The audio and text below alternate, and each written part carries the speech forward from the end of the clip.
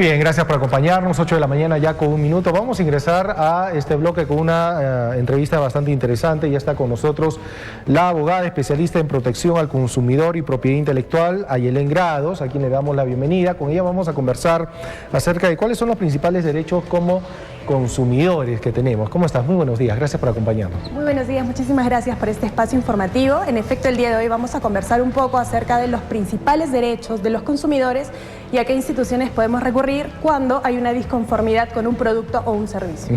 ¿Y cuándo se violan los derechos del consumidor? Bueno, primero, el Código de Protección y Defensa del Consumidor reconoce los principales derechos de los consumidores. Por ejemplo, el consumidor tiene derecho a una protección eficaz con los productos o los servicios. Esto quiere decir que estos deben ser seguros ante un uso normal o previsible, no deben representar un riesgo para la salud, la vida o la integridad de una persona. Por ejemplo, un padre de familia que adquiere útiles escolares como témperas o plumones, estos no deben contener sustancias tóxicas, peligrosas, que puedan representar un daño.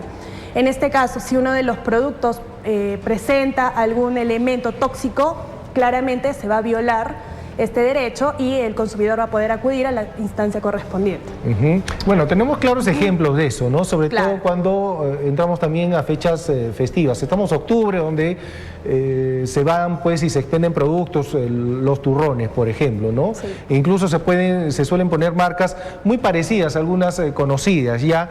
¿Qué se tiene que hacer en este caso?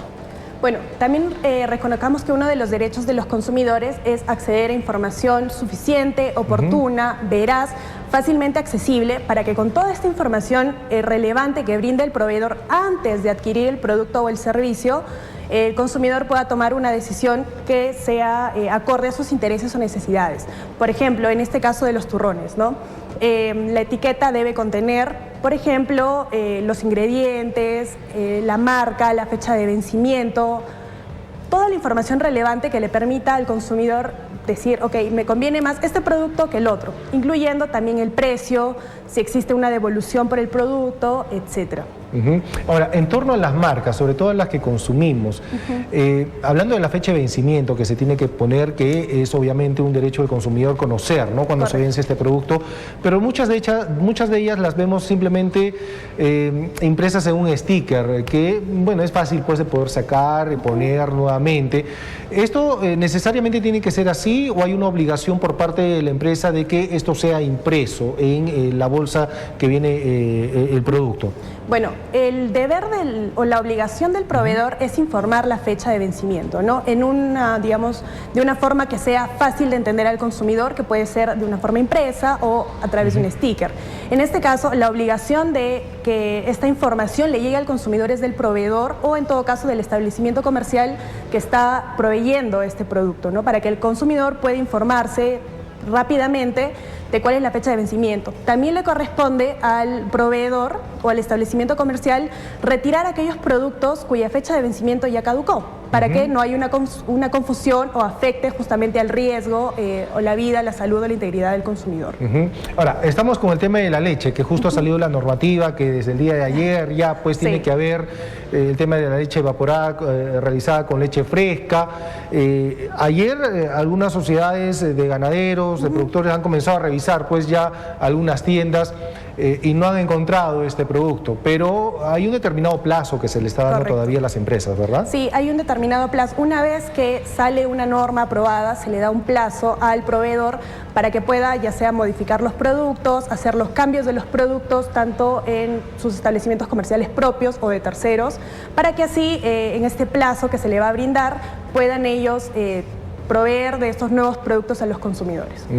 Bueno, ese es el tema del caso de la leche. Creo que tienen un stop de 6 meses para poder retirar los productos de los anaqueles y poder pues obviamente colocar nuevos.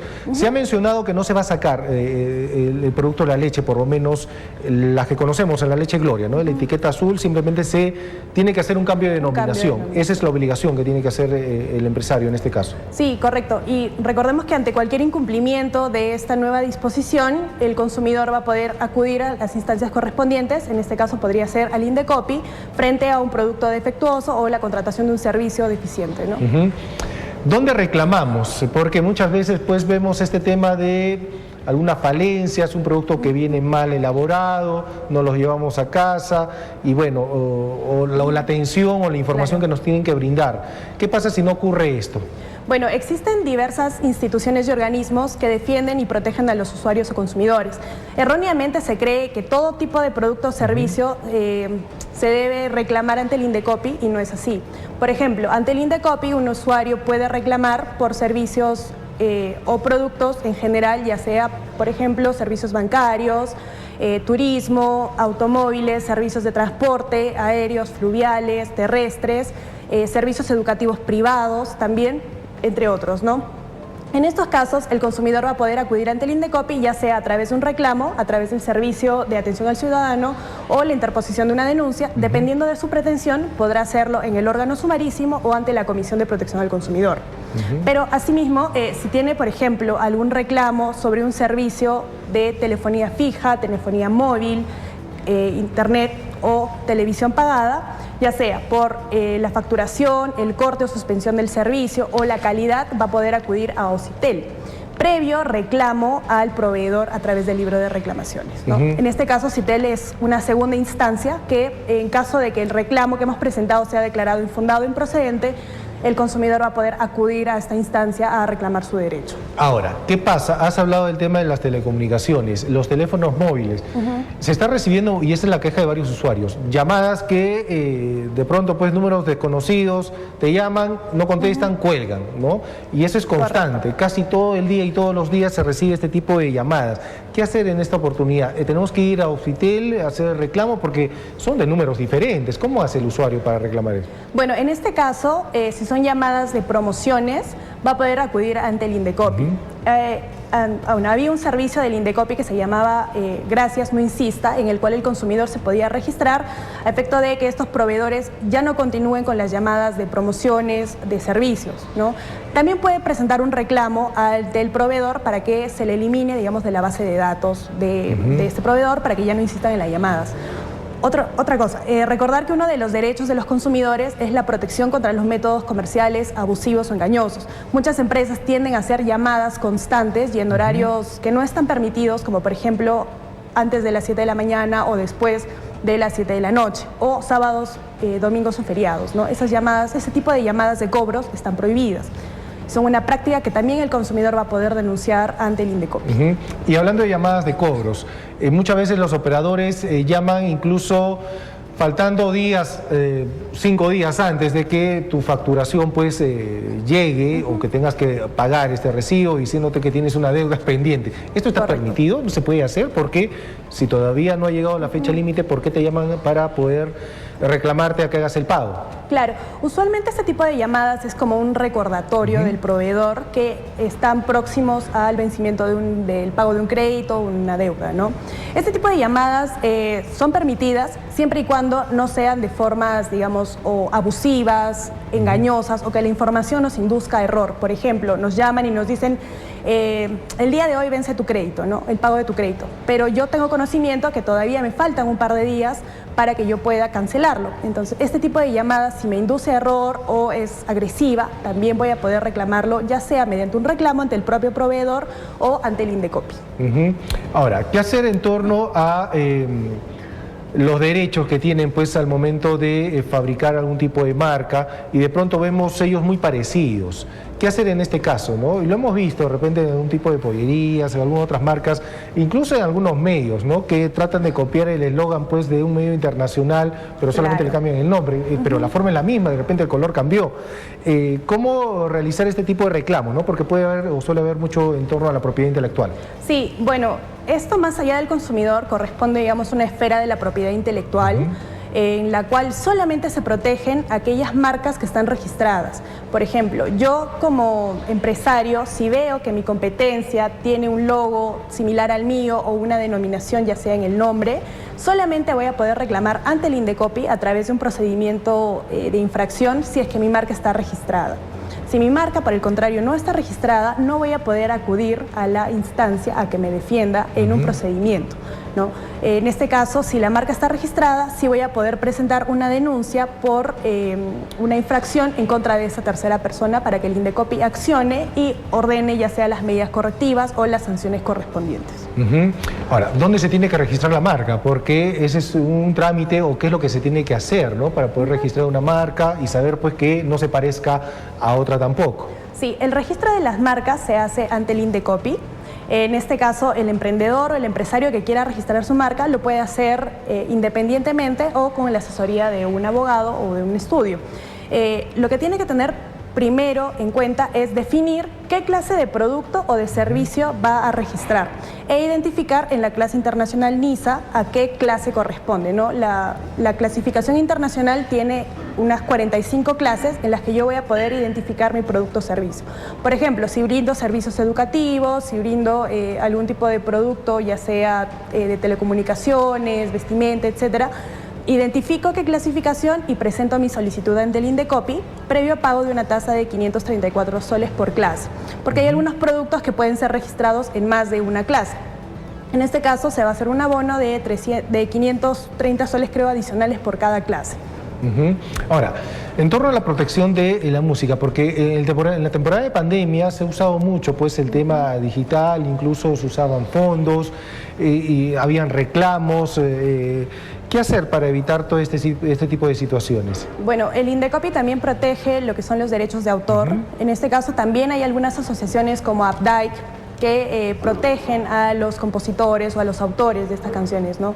En caso de, por ejemplo, se realiza un evento que no cuenta con los permisos, ya sea del propio compositor o del autor o de Updike, se puede incurrir en una infracción y fácilmente el autor, el compositor o incluso Updike va a poder acudir ante el Indecopi para una posible sanción o un procedimiento sancionador. Y eso se ha visto mucho en las campañas, ¿no? Sobre todo en los cierres. Es decir, no basta con que yo ponga un estrado y se pongan a cantar pues temas. Tengo que pagar por los temas que se vayan a cantar. Tiene que haber una lista. Es un porcentaje, es una lista que se va a proporcionar y que una vez que sea autorizada se va a poder... claro, hacer uso de esta música previa autorización, ¿no?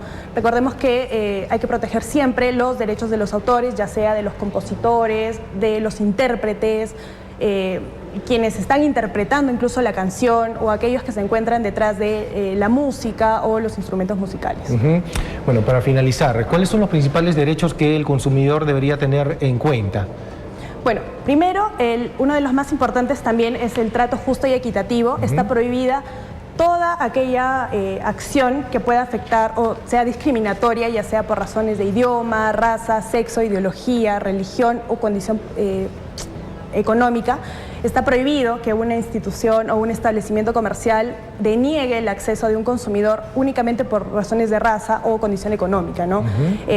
Recordemos que este es un derecho que se encuentra también protegido en la Constitución porque afecta directamente la integridad de la persona.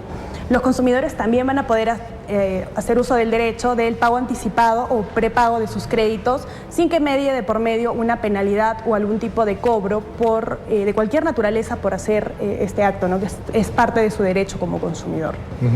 Muy bien. ¿Cuánto puede demorar una denuncia por un reclamo? Dependiendo. Si es en el Indecopi, tenemos en el órgano sumarísimo el plazo máximo es de 30 días hábiles desde la notificación de la imputación de cargos al proveedor y en comisión de igual forma. Son 120 días desde la notificación al proveedor. En ambos procedimientos se puede acudir a una segunda instancia. En el caso de procedimientos sumarísimos es igual de 30 días y en comisión se va a la Sala de Protección al Consumidor y demoraría un plazo máximo de 120 días hábiles. Ahora, antes me estaba yendo, antes de finalizar, el tema del libro de reclamaciones. Algunos dicen que es digital, porque a veces sucede que vas a una empresa, te tratan mal, no te dan el servicio o la solución porque tú estás pides el libro de reclamaciones, pero te dicen es digital y te pone una serie de trabas para no dártelo. ¿Es obligación de una empresa brindarlo? En el tema de digital, ¿cómo se hace? Sí, bueno, el proveedor tiene el derecho o la obligación de tener un libro de reclamaciones, ya sea físico o digital. En el caso de que sea un libro de reclamaciones digital, con un formato digital, tiene que brindarle las facilidades al consumidor para poder interponer este reclamo, ya sea en el propio establecimiento o guiarlo para que lo pueda hacer, ya sea en su casa o a través de una aplicación móvil. En este caso, también se le tiene que brindar una copia de la hoja de reclamación digital al consumidor para que, en caso de que no tenga una respuesta favorable, pueda accionar frente al Indecopi. Ahora, muchos se preguntan en torno al libro de reclamaciones que se hace reclamo, pero muchas veces pues la queja queda ahí nada más, ¿no? Entonces, ¿a dónde más vamos si es que no vemos solucionado nuestro pedido, nuestra queja? Sí, bueno, el consumidor puede acudir al Indecopi cuando no se brinda atención al reclamo en el plazo que establece la norma, que ahora es de 15 días, o cuando la respuesta que se le está brindando es incompleta o insuficiente para satisfacer el reclamo que yo estoy presentando. En estos casos va a poder acudir ante el Indecopi presentando una denuncia en el órgano sumarísimo, expresando cuál ha sido, digamos, la defraudación o las expectativas que tenía a la atención del libro de reclamaciones. ¿Qué pasa cuando a un empresario le cae una queja en el libro de reclamaciones? Porque eso muchas veces dicen, ya, hacemos el reclamo como cliente, pero ¿qué le sucede al empresario?